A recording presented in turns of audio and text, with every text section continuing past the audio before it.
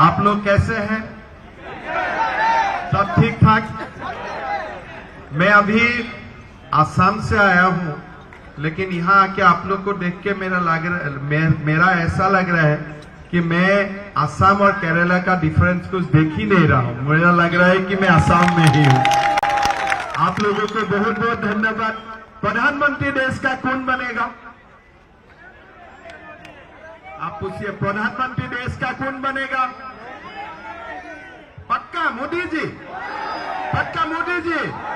तो राहुल गांधी क्या बनेगा? देखिए, प्रधानमंत्री बनेगा मोदी जी, राहुल गांधी क्या बनेगा? पप्पू ही तो बनेगा, और क्या बनेगा? आप लोग बोलिए, और कुछ बनने का जगह है उनका? आप देखिए, ये केरला वीरों का भूमि है। यहां लोग आते हैं जीतने के लिए, लेकिन कोई लोग उत्तर प्रदेश में चुनाव हारे और केरला से चुनाव जीते, ये केरला के लिए है अपमान है। ये कोई केरला के लिए सम्मान नहीं है। हमारा केरला में, हमारा बीच में सुरेंद्रन जी है, उनको जिताइए, ये केरला का सम्मान आगे करेगा। आज आप लोग देखिए, मैं इतना ही बोल सकता हूं कि कांग्रेस पार्टी खाली तुष्टीकरण समझता है और कुछ नहीं समझता है। थोड़ा बोलिए। കേരളത്തില് ഇവിടെ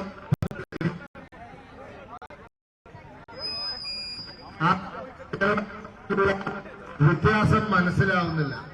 ആത്മബോധമുണ്ട് നമ്മുടെ കേരളം. സുഹൃത്തുക്കളെ, ഈ ഉത്തർപ്രദേശിൽ നിന്നും ഒരാളെ അവിടത്തുകാർ തോൽപ്പിച്ചു വിട്ടാൽ, അയാൾ കേരളത്തിൽ വന്ന് ജയിച്ചാൽ അത് കേരളക്കാർക്ക് അപമാനമാണ്. അതുകൊണ്ട് നിങ്ങള് കേരളത്തിൽ നിന്നും ഇത്തവണ ശ്രീ കെ സുരേന്ദ്രനെ വിജയിപ്പിക്കണം. അതാണ് കേരളത്തിന് അഭിമാനകരം.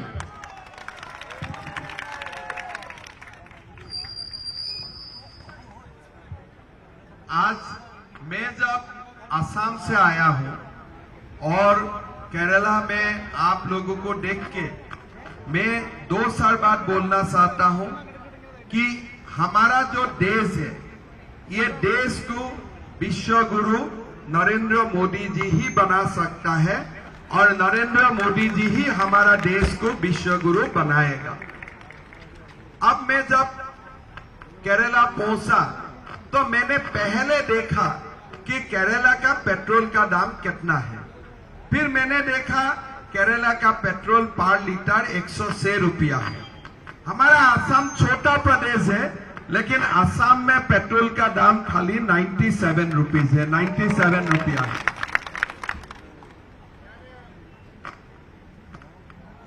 ഞാൻ കേരളത്തിൽ വന്നിട്ട് ആദ്യം ഞാൻ അന്വേഷിച്ചത് ഇവിടത്തെ പെട്രോളിന്റെ വിലയാണ്. ഇവിടത്തെ പെട്രോളിന്റെ വില 106 രൂപയാണ്.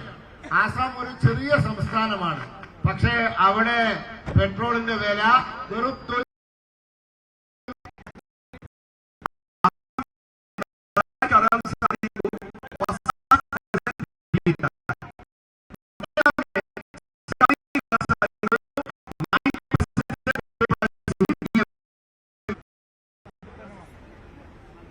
അസമിൽ സർക്കാർ ഉദ്യോഗസ്ഥന്മാരുടെ ഡിയർനെസ് അലവൻസ് DA 50%. കേരളത്തിലെ സർക്കാർ ഉദ്യോഗസ്ഥന്മാരുടെ DA 9 മുതൽ 10% വരെയാണ്. कांग्रेस हो CPM हो, ये देश चलाना नहीं जानते हैं। देश चलाना खाली बीजेपी जानते हैं, मोदी जी जानते हैं। കോൺഗ്രസിനും CPM-നും രാജ്യം മുന്നോട്ട് കൊണ്ടുപോകാൻ അറിയില്ല. രാജ്യം മുന്നോട്ട് കൊണ്ടുപോകാൻ കേവലം ഭാരതീയ ജനതാ പാർട്ടിക്കും നരേന്ദ്രമോദിക്കും മാത്രമേ അറിയുള്ളൂ. अभी राहुल गांधी बोल रहा है कि केरला CM को हम लोग जेल में क्यों नहीं डाला। ठीक है, पहले राहुल गांधी बोल रहा था कि केजरीवाल को हमने जेल में क्यों नहीं डाला। फिर जब केजरीवाल जेल में डाल गया, कि जेल का अंदर हो गया, तो राहुल गांधी और केजरीवाल एक टीम बन गया।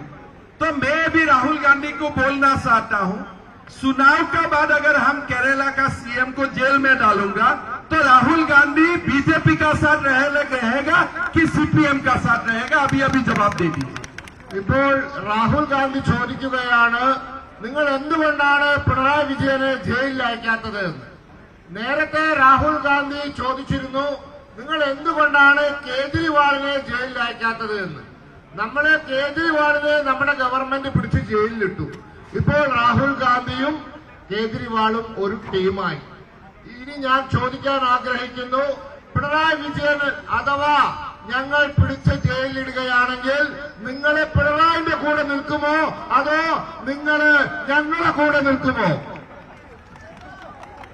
अभी राहुल गांधी को मैं बोलना चाहता हूं कि आप लोग देश के लिए जो पाप किया है ना, तो इसीलिए चुनाव का बाद आप भी कहां रहेगा पता नहीं, लेकिन एक बात आप लोग समझ लीजिए, सारे लोग कांग्रेस और सीपीएम लोग, मोदी जी प्रधानमंत्री बनेगा और 400 सीट पार करके मोदी जी देश का प्रधानमंत्री बनेगा। രാഹുൽ ഗാന്ധിയോട് എനിക്ക് പറയാനുള്ളത്, അങ്ങ് ഒരുപാട് പാപങ്ങൾ ചെയ്തിട്ടുണ്ട്. ഈ തെരഞ്ഞെടുപ്പിന് ശേഷം അങ്ങ് എവിടെ പോകുമെന്ന് എനിക്ക് പറയാൻ സാധിക്കില്ല. പക്ഷെ ഒരു ഉറപ്പ് നൽകാം, തെരഞ്ഞെടുപ്പിന് ശേഷം 400-ലധികം സീറ്റുമായി നരേന്ദ്രമോദിയും ബിജെപിയും തിരിച്ചു വരും. आज हमारा देश में हमें इकोनॉमिक रिवॉल्यूशन चाहिए और हमें सोशल ट्रांसफॉर्मेशन चाहिए। आज हमारा भारत 5th इकोनॉमी है, देश आगे बढ़ रहा है मोदी जी के लिए, लेकिन समाज भी आगे बढ़ रहा है मोदी जी के लिए, और मोदी जी का पास ही हिम्मत है देश में यूनिफॉर्म सिविल कोड लाने का हिम्मत खाली मोदी जी का पास ही है। ഇന്ന് രാജ്യം സാമ്പത്തികമായി മുന്നോട്ട് പോവുകയാണ്. രാജ്യത്തിലെ സാമ്പത്തിക വിപ്ലവം നടക്കുകയാണ്. അതോടൊപ്പം സാമൂഹിക പരിഷ്കരണവും നടക്കുകയാണ്. രാജ്യം 5ാമത്തെ സാമ്പത്തിക ശക്തിയായി മാറിയിരിക്കുകയാണ്. ഈ രാജ്യം ഇനിയും മുന്നോട്ട് പോകും നരേന്ദ്രമോദിയുടെ നേതൃത്വത്തിൽ. മാത്രവുമല്ല, ഈ രാജ്യത്ത് ഏകീകൃത സിവിൽ നിയമം വരാൻ പോവുകയാണ്. हमारा देश में कानून बनना चाहिए कि बाल विवाह नहीं होना चाहिए। एक कोई भी मेरा बेटी हो, कोई भी धर्म का हो, 18 साल का पहले किसी का शादी नहीं होना चाहिए, और एक पति को पत्नी जिंदा होते हुए दूसरा शादी नहीं करना चाहिए। നമ്മുടെ രാജ്യത്ത് ശൈശവ വിവാഹങ്ങൾ നമ്മൾ നിരോധിച്ചു. ഏത് മതത്തിലും ആവട്ടെ, 18 വയസ്സിന് താഴെയുള്ള ഒരു പെൺകുട്ടിയെ വിവാഹത്തിലേക്ക് തള്ളിവിടാൻ പാടില്ല. അതുപോലെ തന്നെ ഒരു ഭാര്യ ജീവനോടിരിക്കെ നിലനിൽക്കെ മറ്റൊരു വിവാഹവും കഴിക്കാൻ പാടില്ല. असम में मैंने लास्ट 2 साल में अभी 3rd ईयर है मेरा सीएम बनते हुए, मैंने 12,000 व्यक्तियों को गिरफ्तार किया। किस लिए? वो लोगों ने 18 साल का नीचे का बेटियों को शादी किया था। तो हमारा असम में हमने कानून बना दिया, भाई 18 साल के नीचे किसी को भी शादी करेगा तुम जेल का चक्की पीसना पड़ेगा, पक्का बात है। അസാമിൽ ഞാനിപ്പോൾ മുഖ്യമന്ത്രിയായിട്ട് കഷ്ടി 2 വർഷമാകുന്നേ ഉള്ളൂ. ഈ 2 വർഷത്തിനുള്ളിൽ നമ്മൾ 12,000 ആളുകളെ പിടിച്ച് ജയിലിലിട്ടു. എന്തിനാണെന്നറിയോ? 18 വയസ്സിന് താഴെയുള്ള പെൺകുട്ടികളെ വിവാഹത്തിലേക്ക് പറഞ്ഞയച്ചതിന്. ആസാമിൽ നമ്മൾ നിയമം കൊണ്ടുവന്നിട്ടുണ്ട്. നിങ്ങൾ ആരായാലും ശരി, നിങ്ങൾ 18 വയസ്സിന് താഴെയുള്ള പെൺകുട്ടിയെ വിവാഹത്തിലേക്ക് തള്ളിവിട്ടാൽ നിങ്ങൾക്ക് ജയിലിലെ ഭക്ഷണം കഴിക്കേണ്ടി വരും. ट्रिपल तलाक हो, यूनिफॉर्म सिविल कोड हो, समाज में अगर सामाजिक न्याय ला सकता है खाली प्रधानमंत्री नरेंद्र मोदी ही ला सकता है। ഈ രാജ്യത്ത് യൂണിഫോം സിവിൽ കോഡ്, ഏകീകൃത സിവിൽ നിയമമാവട്ടെ, മുത്തലാഖാവട്ടെ, ഈ എല്ലാ വിഷയങ്ങളിലും സമൂഹത്തിന് ന്യായം കൊണ്ടുവരുന്നത്, നീതി നടപ്പിലാക്കുന്നത് അത് നരേന്ദ്ര ദാമോദർ ദാസ് മോഡിയാണ്. राहुल गांधी वायनाड का एमपी था, लेकिन क्या यहाँ में उनका कोई घर है? यहाँ में वो कम से कम साल का 2 महीना यहाँ रहता है। രാഹുൽ ഗാന്ധി വയനാട്ടിലെ MP ആണ്. അദ്ദേഹത്തെ ഇവിടെ കാണാറുണ്ടോ? അദ്ദേഹം വർഷത്തിൽ 2 മാസമെങ്കിലും ഇവിടെ വന്ന് നിൽക്കാറുണ്ടോ? आप लोग क्या उनको मिल सकता है? നിങ്ങൾ അദ്ദേഹത്തെ കാണാറുണ്ടോ? क्या मिल सकता है आप लोग उनको? കാണാറുണ്ടോ? क्या आप लोग उनको मोबाइल फोन से बात कर सकते हैं? നിങ്ങൾക്ക് അദ്ദേഹവുമായി മൊബൈൽ ഫോണിൽ സംസാരിക്കാൻ സാധിക്കുന്നുണ്ടോ? कभी वो आप लोगों को दिल्ली में बुलाता है खाना खाने के लिए? അദ്ദേഹം ഭക്ഷണം കഴിക്കാൻ നിങ്ങളെ ആരെങ്കിലും ഡൽഹിയിലേക്ക് ക്ഷണിച്ചിട്ടുണ്ടോ? तो उनको आप क्यों वोट देते हो? പിന്നെ എന്തിനു നിങ്ങൾ അദ്ദേഹത്തിന് വോട്ട് കൊടുക്കണം? तो राहुल गांधी यहाँ MP नहीं है, यहाँ वो टूरिस्ट है. टूरिस्ट हिसाब से वो आते हैं और टूरिस्ट हिसाब से वो चला जाता है. രാഹുൽ ഗാന്ധി ഇവിടുത്തെ പാർലമെന്റ് അംഗമല്ല. അദ്ദേഹം ഇവിടെ ഒരു വിനോദസഞ്ചാരിയാണ്. ഒരു വിനോദസഞ്ചാരിയായി വരുന്നു, വിനോദസഞ്ചാരിയായി പോകുന്നു. एक पार्टी के लिए अपना फ्लैग माँ जैसा होता है. ഒരു രാഷ്ട്രീയ പാർട്ടിക്ക് അവരുടെ പതാക സ്വന്തം അമ്മയെ പോലെയാണ്. अभी राहुल गांधी का नॉमिनेशन हुआ, मुस्लिम लीग ने उनको धमकी दे दिया कि यार जाना है तो मेरा फ्लैग लेके जाना है. राहुल ने बोला भाई कांग्रेस का फ्लैग भी नहीं, तुम्हारा फ्लैग भी नहीं, हम लोग अकेला बिना फ्लैग को ही नामांकन देने जाऊंगा. ഇവിടെ രാഹുൽ ഗാന്ധി നാമനിർദ്ദേശ പത്രിക സമർപ്പിക്കാൻ വന്നു. അപ്പോൾ മുസ്ലിം ലീഗ് ഭീഷണിപ്പെടുത്തി ഞങ്ങളെ കൊടി പിടിക്കണമെന്ന് പറഞ്ഞു. രാഹുൽ ഗാന്ധി പറഞ്ഞു ഞങ്ങളും കൊടി പിടിക്കുന്നില്ല, നിങ്ങളും കൊടി പിടിക്കണ്ട, കൊടിയില്ലാതെ നമുക്ക് പോയി നാമനിർദ്ദേശം കൊടുക്കാമെന്ന്. आप लोग बोलिए क्या Indian union of Muslim league Narendra Modi को धमकी दे सकता है? നിങ്ങളെ ഒന്ന് ആലോചിച്ചു നോക്കൂ. ഇതുപോലെ ഈ ഇന്ത്യൻ യൂണിയൻ മുസ്ലിം ലീഗ് നരേന്ദ്രമോദിജിയെ ഭീഷണിപ്പെടുത്തുമോ? क्या सकता है? धमकी दे सकता है? അങ്ങനെ സാധിക്കുമോ? अरे मोदी जी को छोड़िए, अगर असम में Indian union of Muslim league मुझे धमकी देता है, मैं उनको जिन्ना का साथ पाकिस्तान भेज दूंगा. सीधा बात है. എങ്ങാനും നരേന്ദ്രമോദി പോകട്ടെ, അവർ ആസാമിൽ ഉണ്ടെങ്കിൽ എനിക്കെങ്ങാൻ ഭീഷണി അവർ മുഴക്കിയിരുന്നെങ്കിൽ അവരെ ഞാൻ ജിന്നയുടെ പിന്നാലെ പാകിസ്ഥാനിലേക്ക് പറഞ്ഞയക്കുമായിരുന്നു. आज केरला में राहुल गांधी ने तुष्टीकरण का राजनीति किया, अपना फ्लैग भी इस्तेमाल नहीं किया. 2 दिन का बाद होगा, Indian union of Muslim league Congress को बोलेगा तुम्हारा नाम बदल दो, और नाम भी राहुल गांधी से पप्पू गांधी कर देगा. ഇന്നലകളിൽ മുസ്ലിം ലീഗ് ഭീഷണിപ്പെടുത്തിയപ്പോൾ കോൺഗ്രസ് സ്വന്തം പതാക ഉപേക്ഷിച്ചു. നാളെ മുസ്ലിം ലീഗ് ഭീഷണിപ്പെടുത്തും. നിങ്ങൾ ആ രാഹുൽ ഗാന്ധിന്റെ പേര് മാറ്റി പപ്പു ഗാന്ധി എന്നിട് എന്ന് മുസ്ലിം ലീഗ് ഭീഷണിപ്പെടുത്തും. ये लोग वोट के लिए इतना नीचे जा सकता है. वयनाड से कोई उनका प्यार नहीं है, आप लोगों से कोई प्यार नहीं है, उनको सेफ सीट चाहिए, इसलिए वो केरला में आया. लेकिन सुरेंद्र जी सन ऑफ द सॉइल है, आप लोगों को सेवा करेगा, आप लोगों के लिए काम करेगा और पार्लियामेंट में आप लोगों के लिए आवाज उठाएगा. ഇവര് 4 വോട്ടിന് വേണ്ടി എത്ര താഴ്ന്നു വേണമെങ്കിലും പോകും. ഇവർക്ക് നിങ്ങളോട് സ്നേഹമൊന്നുമില്ല.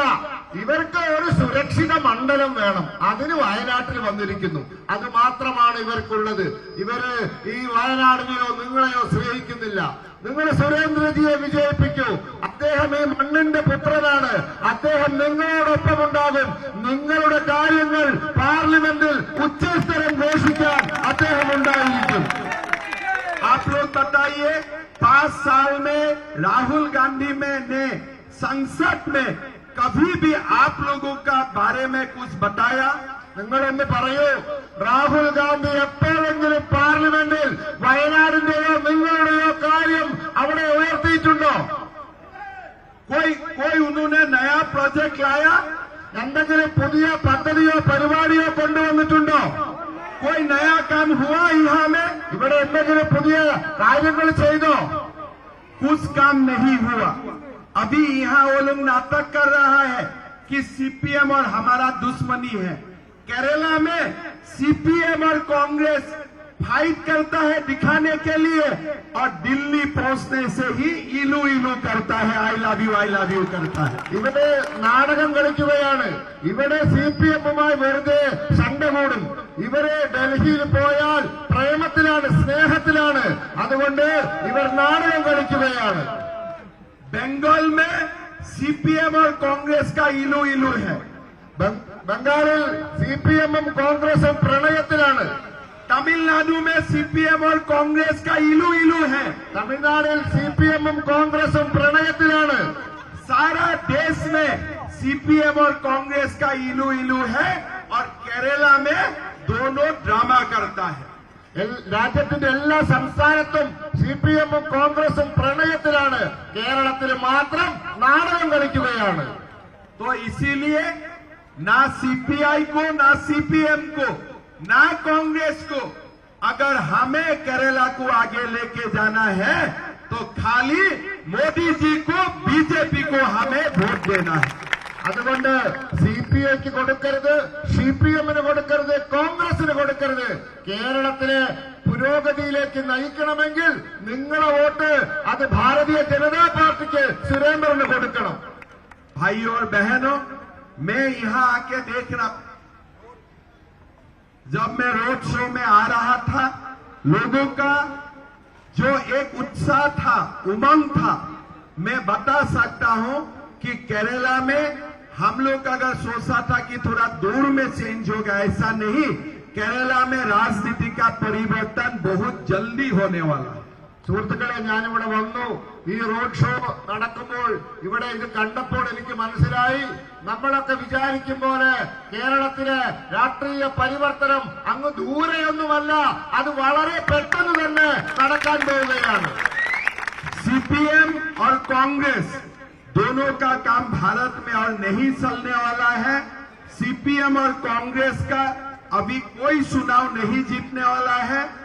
मोदी जी प्रधानमंत्री बनेगा और मोदी जी का प्रधानमंत्री बनने का साथ साथ 2026 में केरला में हमें बीजेपी का सरकार भी बनाना है.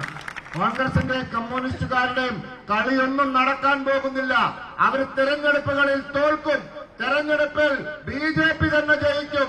2026 കേരളത്തിൽ BJP സർക്കാർ അധികാരത്തിൽ വരും. 2016 का पहले लोग बोलता था कि असम में कभी बीजेपी का सरकार नहीं बन सकता है. किस लिए? असम में 36% मुसलमान है.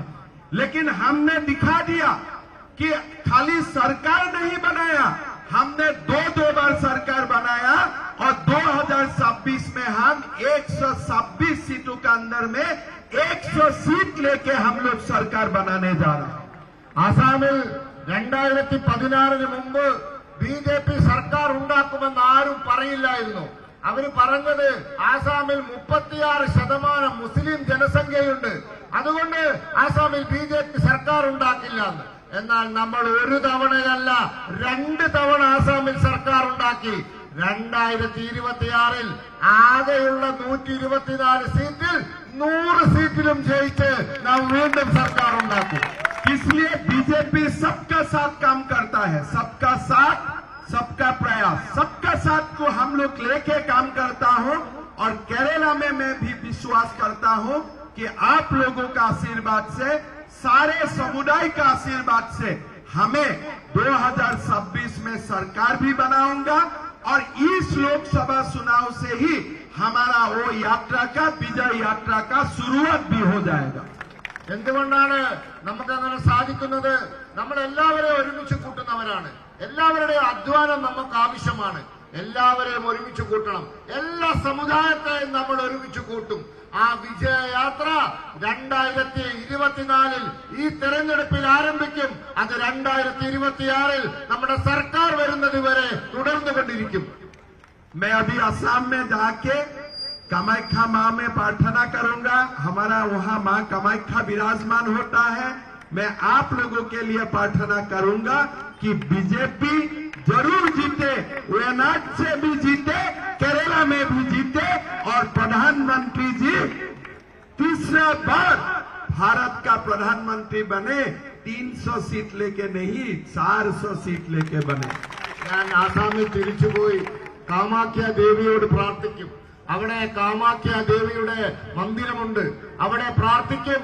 കേരളത്തിൽ BJP വിജയിക്കട്ടെ, നരേന്ദ്രമോദി ഈ രാജ്യത്തെ വിജയിക്കട്ടെ, നരേന്ദ്രമോദി 300 അല്ല 400 സീറ്റ് നേടി ഈ രാജ്യത്ത് അധികാരത്തിൽ വരാൻ വേണ്ടി ഞാൻ പ്രാർത്ഥിക്കും. मेरा साथ बोलिए भारत माता की, भारत